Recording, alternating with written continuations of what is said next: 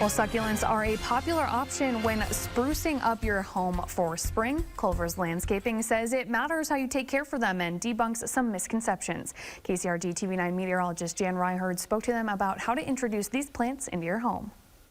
I'm here at Culver's greenhouse, joined by Bob and Joan. A lot of people focused on that green color today, and today we're talking about adding a little green to your life in the form of succulents. Right, succulents. Okay, #1 trend for those of you who haven't been following along for the last 4 to 5 years.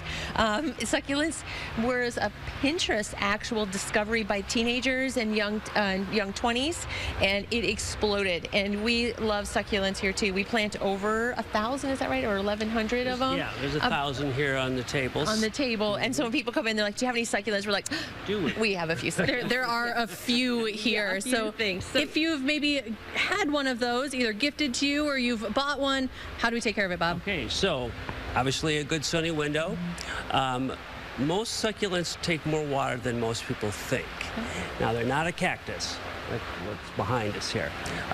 Succulents should be thoroughly watered anywhere from once a week to once every week and a half. Drying out in between waterings, obviously, but a good thorough soaking when you do water it. And again, too, a good sunny window. Fertilizing, that's always a question people ask. That should be done spring through summer and not during the winter. As far as taking them outside during the summer is a fantastic idea. Again, it needs to be good and warm. It's probably anything like the 20th of May or after, I would guess, as far as temperatures go. And then left outside until late September. Sometimes they get really interesting color to them when they're outside in the fall. But not to let free. So.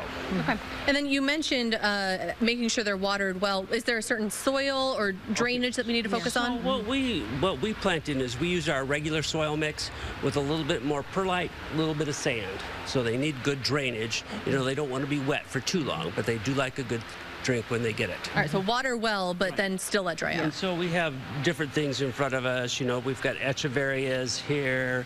There's some peperomia there. That's actually a type of succulent. Jade plants.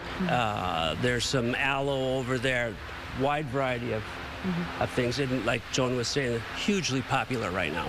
Awesome. Yeah, they're great too as containers, plants, and we have absolutely stunning hanging baskets put together. So don't be afraid to take your succulents and move them into different arrangements. They're fantastic. And they're easy to propagate too. So really kid friendly, it's easy to take them, you know, and share them with a friend. So love the succulents. Yeah, most of them are kid friendly. Yeah. Yeah. Now, cactus, maybe not so much.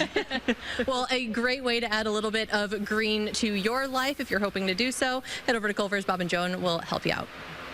Definitely some great advice there. I always find myself accidentally killing plants, so maybe I'll have to try it out. I think that's a very, very common thing. I was just telling my husband this morning how I've killed all my plants over the winter, it seems, because of the lack of daylight and stuff. So yeah, Bob and Joan always have very helpful tips there, and if you are like us killing your plants off, they may be able to help you get restarted here as we head towards planting season. Yeah. Kind of hard to realize that we're almost there, that we're in March, that we're